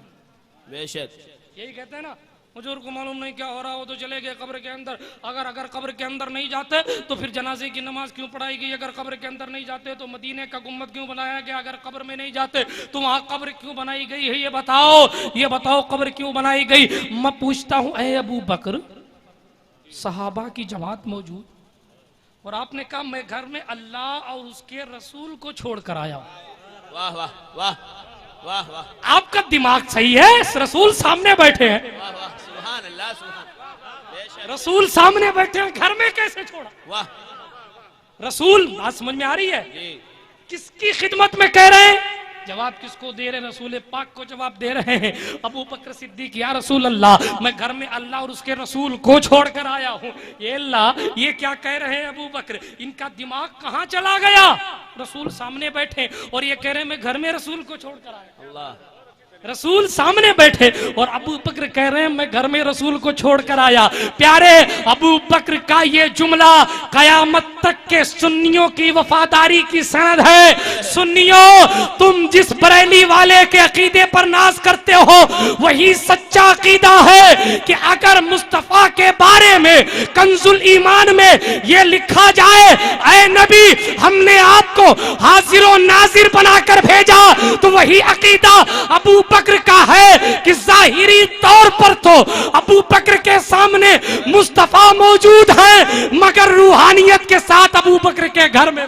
नारे तकबीर, नारे रिसालत, मसलके आला हजरत, सुभान अल्लाह। मगर प्यारे खुदा जब दीन लेता है तो अकलें छीन लेता है। ये रिवायतें पढ़ी नहीं जाती। इन रिवायतों हाँ साहब ज़ईफ है, ज़ईफ है। ज़ईफ किसे कहते हैं आज तक समझ नहीं आया कि ज़ईफ किसे कहते हैं। अच्छा साहब ज़ईफ हदीस से हम नहीं लेते, ज़ईफ कहते हैं कमजोर को। इंसान अगर कमजोर हो जाए तो क्या वो इंसान ही नहीं है? इंसान अगर कमजोर हो जाए, मर्द अगर कमजोर हो जाए तो उसकी मर्दानगी खत्म हुई, वो मर्द तो खत्म नहीं हुआ। बहरहाल बहुत सी बातें हैं कहने की, दामने वक्त में गुंजाइश बिल्कुल नहीं बची है। उमर फारूक आजम रदी अल्लाह ताला अन्हु ने कहा लोगों जो अबू बकर ने किया था, हाँ बात पूरी कर लूं। सरकार अबू बकर सिद्दीक ने कहा सरकार अल्लाह और उसके रसूल को छोड़कर आया हूं। उमर फारूक तड़प गए, कहा अबू बकर का मुकाबला कोई नहीं कर सकता है। और फिर जब कपड़े देखे गए तो बटन जो थे, बटन हजरत जिब्रील ने कपड़ा पहन लिया। सुभान अल्लाह, सुभान जिब्रील ने कपड़ा पहना। अब वो नूरी मखलूक, उसे कपड़े की कहाँ जरूरत? वाह, नूरी मखलूक, उसे कपड़े की क्या जरूरत? भाई ये रोशनी है, रोशनी को नूर कहते हैं, बेशक। इसे कपड़ा पहनने की क्या जरूरत? मगर इंसानी शक्ल में आए, कपड़ा पहन के आए और कपड़े में खारदार यानी कांटे लगा कर आए। वाह वाह। पूछा है जिब्रील ये क्या करके आए हो? कहा सरकार अबू बकर ने आपके इश्क में अपने कुर्ते के कीमती बटन तक उतार कर आपको दे दिए हैं और अपने कुर्ते में बटन के बजाय यही कांटा लगा रखा है। अल्लाह ने अबू बकर के इस अमल को इतना पसंद किया कि मलाए आला के तमाम फरिश्तों को हुक्म हुआ या सब बटन लगाओगे अबू बकर की मोहब्बत। सुभान अल्लाह, सुभान अल्लाह, सुभान अल्लाह। सुनिए बात बड़ी तेजी के साथ। तो किसी ने खड़े होकर कहा ऐ उमर, अबू बकर जाते थे फजर पढ़ने के बाद एक पहाड़ी के ऊपर और उस पहाड़ी में न जाने क्या करते थे, रोटी लेकर जाते थे। अल्लाह अकबर। उमर ने कहा ठीक है कल से मैं भी जाऊंगा। हजरत उमर ने फजर की नमाज पढ़ी, पहाड़ के ऊपर चल पड़े। पहाड़ी के ऊपर जब गए, जाने के बाद बहुत तलाश किया, बहुत तलाश किया। जोहर का वक्त करीब हो गया, कोई मिला ही नहीं। अब रोटी लेके फिर रहे हैं, रोटी लेके फिर रहे हैं, किसे दूं किसे दूं। अबू बकर आते थे, किसे देते थे। जब उतरने लगे तो एक गार के अंदर देखा अल्लाहू अल्लाहू अल्लाहू की आवाजें आ रही। सुभान अल्लाह, सुभान अल्लाह। ये पहुंचे गार के करीब और पहुंचने के बाद देखा न उसके हाथ है न पैर, अल्लाह, न उसके हाथ हैं न पैर है, न कोई चीज पकड़ सकता है न वो चल सकता है। आंखों से नाबीना है, आंख भी नहीं। अल्लाह। और क्या कह रहा है? अल्लाहू अल्लाहू अल्लाहू इल्लल्लाह इल्लल्लाह, जरबे लगाए जा रहा। उमर फारूक आजम सोचने लगे हे मौला, ये बंदा जिसके न हाथ हैं न पांव है न आंखें हैं फिर भी तेरे जिक्र में मशगूल। वाह। यहीं पर ठहर कर आप अपने दिल पर हाथ रखकर बताएं, आज हाथ भी सलामत जी, पैर भी सलामत, आंखें भी सलामत, जवानी भी सलामत, घर भी सलामत, और फिर हजरत नमाज कितनी आप पढ़ते हैं? हजरत माफ करना जुम्मे से शुरू करूंगा। और खुदा ना खास्ता अगर कोई परेशानी लाहिक हो जाए, पढ़ता हुआ नमाज छोड़ देता जी। मेरे नमाज, एक साहब मेरे पास और कहा हजरत मैं नमाज पढ़ता हूँ तो मेरे घर में बीमारी आती है। अस्तगफिरुल्लाह। मैंने कहा ये जुमला कुफरिया है, तौबा कर लो वरना ईमान रुखसत हो जाएगा। बेशक ये हालत है आज हमारे मुआशरे की। आज हम कहते हैं नमाज पढ़ते हैं तो सुकून नहीं मिलता। आज कहते हैं कि साहब मेरा दिल इत्मीनान नहीं पाता। मैं पूछता हूं, पूछो उस नमाजी से जिसको एक डाकू ने पकड़ा, बड़ी पुरानी रिवायत जी, और पकड़ने वो लंगड़ा बन के बैठा था, कहा मुझे लिफ्ट दे दो, लिफ्ट दे दी, थोड़ी दूर लेकर चला, थोड़ी दूर जब लेकर चला खंजर दिखाया, कूद गया, घोड़े से कहा रोक घोड़ा वरना तेरी जान खतरे में है। ये घोड़े से उतरा, कहा सारा माल यहाँ जमा करा, सारा माल जमा किया गया, न जाने क्या क्या किया उसके साथ। का ये देख खोपड़ियां लटक रही हैं, ये सब मैंने मार मार के इनको ठिकाने लगाया है, मैंने इन सबको मारा है, आज तेरा नंबर है, मैं कोई लूला लंगड़ा नहीं, मैं सिर्फ तुझे बेवकूफ बनाने के लिए, अपने अड्डे तक लाने के लिए लंगड़ा बनकर बैठा था। अब जितना माल है सब जमा कर दे और सुन ले, मरने के लिए तैयार हो जा। माल तो उसने निकाल कर दे दिया, कहा जान बख्श दो, कहा नहीं जान नहीं बख्शी जाएगी, तू फौरन फौरन तैयार हो जा मरने के लिए। सुनो सुनियो गौर से सुनना, उसने कहा मरने के लिए तैयार हो जा, कहा ठीक है मगर मुझे 2 रकात नमाज अदा कर लेने दे, मुझे 2 रकात नमाज नफल पढ़ लेने दे। कहा तेरी 2 रकात क्या कर सकती, तू 2 नहीं 20 पढ़ ले, मगर मरने के लिए तैयार हो जा। आज तक इस जगह से वापस कोई नहीं पलटा है। अब यकीन देखो, यकीन उसने नियत की, सूरह फातिहा की तिलावत की और सूरह फातिहा पढ़ने के बाद उसकी जबान पर आयत जारी हुई, अम्मन युजीबुल मुद्तर इज़ा दआ, कौन है वो जात जो बेकरारों की पुकार को सुनता है, कौन है वो जात जो बेकरारों को करार देता है, कौन सी है वो जात जो करार बेकरारों को करार देती है। इतना पढ़ना था, ये तो नमाज पढ़ने लगे, मगर जब सलाम फेर कर देखा तो डाकू का सर कटा हुआ जमीन पर पड़ा है और जनाब एक नूरानी शक्ल वाली शख्सियत मौजूद है। कहा तुम कौन हो?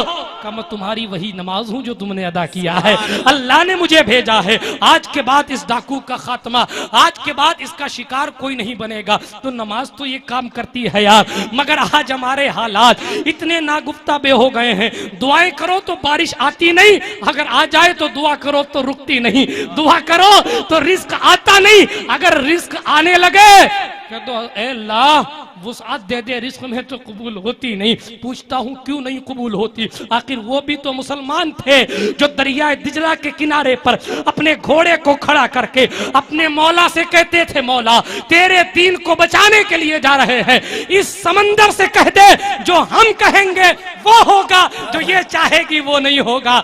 इतना कहना था, अल्लाह ने समंदर को हुक्म दिया, ईरान की फौज सामने मौजूद कि इनके पास, मुसलमानों के पास कोई कश्ती नहीं है जिससे ये तैर कर आएंगे, मुसलमानों के पास ये कुछ नहीं है, अगर ये तैर कर आएंगे, कश्ती तो है नहीं जिस पर बैठ कर आए और तीर चलाए, अगर ये तैर कर आएंगे आज दरिया दिजला को हम खून से लाल कर देंगे, आज इस्लाम के इस लश्कर का खात्मा कर देंगे। मगर वो मुसलमान थे, मुसलमान जिन्हें अपने ईमान पर, अपने रहमान पर यकीन था, यकीन। उन्होंने दुआ की, मौला ने दुआ ऐसी कबूल की कि जब अल्लाह के इन शेरों का, अल्लाह के इन खास बंदों के घोड़े और इनका लश्कर जब दरियाए दिजला में कूदा है तो आप सब जानते हैं कि समंदर ने इनके घोड़ों के टापुओं को भी नहीं डुबोया और समंदर के सीने पर इस्लाम का लश्कर दौड़ रहा था। उधर ईरानी फौज भागती नजर आ रही थी और कलंदरे लाहौर पुकार कर कहता था, दश्त तो दश्त है, दरिया भी न छोड़े हमने, बहरे जुल्मात में दौड़ा दिए घोड़े हमने, इसलिए कि वो नेकी की सबकत ले जाते थे। आज हम बुराइयों में सबकत ले जाने की कोशिश करते हैं। बड़ी तेजी के साथ आखिरी बात सुन लीजिए, ये टाइम हो गया, हो गया, चलिए आज जहां छोड़ा है कल इंशाअल्लाह 2:10 हो गए। अच्छा एक बार दुरूद शरीफ तो सुना दें। अल्लाहुम्मा सल्ली अला सय्यदना शफीअना हबीबना वज़ीद वबारिक मौलाना मुहम्मद बारिक सल्लल्लाहु मौलाना मुहम्मद कमा तुहिब्बु अल्लाह बिन तुसल्ली अलैहि सलातन सरमदन दाइमन अलैका या रसूल अल्लाह सल्लल्लाहु अलैहि वसल्लम। हजरत उमर फारूक आजम उस बुजुर्ग के करीब पहुंचते हैं, इल्लल्लाह की सदाएं सुनते हैं, आहट से वो समझ गया कि मेरे करीब कोई आया है। अल्लाह अकबर, तवज्जो से सुनिए दोस्तों, वो समझ गया बंदा कि मेरे करीब कोई आया है। आंखें तो थी नहीं जो देखता, हाथ तो थे नहीं जो पकड़ता, पैर तो थे नहीं जिससे किसी को मस करता या टच करता। इतने में हजरत उमर समझ गए कि अबू बकर इसी को रोटी लाकर खिलाया करते थे। हजरत उमर ने रोटी का टुकड़ा तोड़ा, रोटी का टुकड़ा तोड़ा, बोलो यार, तोड़ा किसको खिलाने के लिए? बोलो। वाह है बूढ़े को ना, जी। बूढ़े को खिलाने के लिए। आपने कितने बूढ़ों को खाना खिलाया? वाह वाह वाह। क्या वो उमर फारूक आजम के चचा थे? नहीं। क्या वो उमर फारूक आजम के रिश्तेदार थे? नहीं। उमर तो जानते भी नहीं थे ये कौन है। वो तो सिर्फ ये सोच कर आए थे कि अबू बकर इधर आते हैं, मुझे भी उस काम को अंजाम देना है। बेशक बेशक। आज सेठ साहब की कुतिया खाती है खाना, पड़ोस का गरीब भूखा सोता है। बेशक। आज हमारा हाल ये है, पीर साहब का खादिम करोड़ों में खेल रहा है, हाँ। मुरीद का पता ही नहीं। बेशक बेशक। मुझे माफ करना, ये हालात हो गए हैं। पहले के हालात कुछ और थे, अब के कुछ और हैं। सुनिए, उमर फारूक आजम से उसका सिर्फ एक रिश्ता था। उमर जानते थे मैं इनका हाकिम हूँ, ये मेरा महकूम है। बेशक। मेरी जिम्मेदारी है कि मैं इनका ख्याल रखूं। बेशक। मेरी जिम्मेदारी है कि मैं इनका ख्याल रखूं। हजरत उमर ने रोटी का लुकमा तोड़ा और तोड़ने के बाद उस बूढ़े की तरफ बढ़ाया, तो जैसे ही उसके मुंह में पहुंचा लुकमा वापस कर दिया। वाह। लुकमा वापस करके कहा, क्या अबू बकर सिद्दीक का इंतकाल हो गया? अल्लाह अल्लाह।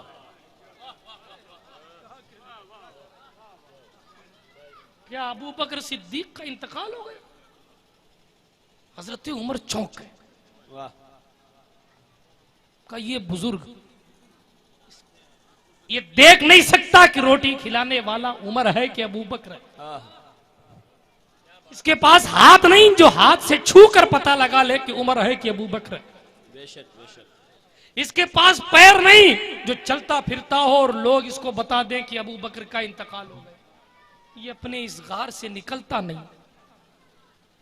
इसको कैसे पता कि अबू बकर इस दुनिया में नहीं रहे? रोना आता है ऐसी रिवायतें बयान कर। ऐसे भी लोग थे उस दौर में। अरे वो अमीरुल मोमिनीन है जिनके बारे में मुस्तफा कहे है आयशा जिसकी नेकियां चांद सितारों से कहीं ज्यादा हैं, वो उमर की जात। आज नेकियां ही पल्ले नहीं यार, आज इबादतों से दूर दूर तक नाता नहीं है। आज नमाजें हैं तो भी दिखावे ने सब बर्बाद कर दी है। आज नेकियां करते हैं तो अपनी तारीफ करके सब गंवा देते हैं। बेशक बेशक। आज कोई हमारे हाथ पर तौबा करता है तो लोगों को बताकर ये बताकर अपनी नेकियों को रिया के शाइबे में ले जाते हैं। आज अपनी तारीफें हम खुद करते हैं, मुझे माफ करना। सबकी यही आदत है टू जेड इल्ला बास। वो उमर फारूक आजम जिसे कहा गया था लौ काना बाती नबीयन लकाना अंता या उमर। बेशक बेशक। अगर नबूवत का दरवाजा खुला होता तो उमर नबूवत तुझे मिलती। बेशक। वो कह देता मैं जन्नती, मुझे किसी नेकी की जरूरत नहीं, मगर वारे उमर तेरे मकाम को सलाम। सुभान अल्लाह। बेशक। वो अपनी खिलाफत की कुर्सी पर बैठकर भी जंगलों में ढूंढ ढूंढ कर गरीबों की बेकसी किया करता, गरीबों की बेकसी को दूर किया करता। उमर फारूक आजम ने पूछा, अल्लाह के बंदे तुझे कैसे मालूम कि अबू बकर इंतकाल कर? कैसे मालूम? अल्लाह अल्लाह। तो उसने जो जवाब दिया वो भी सुन लीजिए, फाइनल टच। सुभान अल्लाह। बेशक। उसने जवाब दिया है उमर इसलिए कि अबू बकर जानते थे कि मेरे मुंह में दांत भी नहीं है। उमर अबू बकर खुद लुकमे को अपने मुंह में डालकर चबाते थे, फिर मुझे खिलाकर जाते थे। सुभान अल्लाह सुभान अल्लाह। वाह। आज की औलाद अपने बाप की तरफ नहीं देखती। आज की औलाद अपनी माँ को कहती है माँ तू नहीं समझती, मैं समझता हूँ। बेशक बेशक। आज की औलाद कहती माँ तुझे नहीं मालूम क्या होता, मुझे मालूम है। आज की औलाद अपने दादा को कहती अब तो ये रिटायरमेंट लेकर घर बैठे हमारे ऊपर बोझ बने हुए हैं। आज की औलाद अपने बाप का नाम अपने गोल अपनी गैंग के अंदर अगर कोई ले दे मायूब समझती है। कई कई तो बेटे ऐसे हैं, मुझे माफ करना, जिनके बाप का नाम अगर कोई ले दे तो उन्हें शर्म महसूस होती है। अरे बदबख्तों, तुम्हारा नाम है तो तुम्हारे बाप की वजह से है, अगर उस बाप का नाम नहीं होता दुनिया तुम्हें हराम की औलाद कहती। ये बाप की शफकतों का सदका है कि उसने अपना नाम तुम्हें दिया है। बहरहाल एक मुफस्सल मौजू है, मैं इसकी तफसील में नहीं जाता, मगर देखो सीखो सहाबियों से। आज रफ़ायदैन पर झगड़े बाद में करना, पहले तुम अपने अकीदे को अपने गिरेबान में झांक कर देखो कि तुमने कुरान की कितनी ताजीम की, साहिबे कुरान की कितनी ताजीम की। आमीन पर झगड़े बाद में करना, तुम पलट कर ये देखो कि तुम्हारी माँ तुमसे राजी है कि नहीं राजी। आज बातें रसूलुल्लाह के वालिदैन की करते हैं, खुद की औरतें बाजार में जाकर अपनी आंखों से बदकिरदारियां और मक्कारियां करती हैं। आज बात फातिमा ज़हरा की जन्नती औरतों के सरदार होने पर करते हैं, मगर खुद की बीवियों पर लगाम नहीं है। मेरे दोस्तों, अफसोस होता है, इकबाल कहता दिल के फपोले जल उठे सीने के दाग से, इस घर को आग लग गई घर के चिराग से। कुरान कहता है मुसीबतें पहुंचेंगी अगर बुरे अमल वाले हो, और अगर अमल अच्छे हैं, अगर अमल अच्छे हैं तो खुदा की कसम अमेरिका का ओबामा भी चादरें पेश करेगा और कहेगा यहाँ भीख मिलती है बेगुमा, ये बड़े सखी का है आस्था, यहाँ सबकी भरती हैं झोलियां, ये दरे गरीब नवाज है। दोस्तों, अल्लाह की बारगाह में दुआ करो, मौला करीम कहने सुनने से ज्यादा हम सबको अमल की तौफीक अता फरमाए, और इस इत्कुम मिनन नीरान, जहन्नम से आजादी के अशरे में हम सबको जहन्नम से आजादी अता फरमाए। और जितने लोग यहाँ हाजिर आए हैं, मौला आज की रात के इस मरहले के सदक़े में सबको नमाजी बना दे। आमीन। बिहक़्क़ि ताहा व यासीन। खाक मुझ में कमाल रखा है, बस मुस्तफ़ा ने संभाल रखा है, मेरे ऐबों पे डालकर पर्दा मुझको अच्छों में डाल रखा है। जब तक चलें नूर की सांसें मेरे हुजूर, होती रहे तुम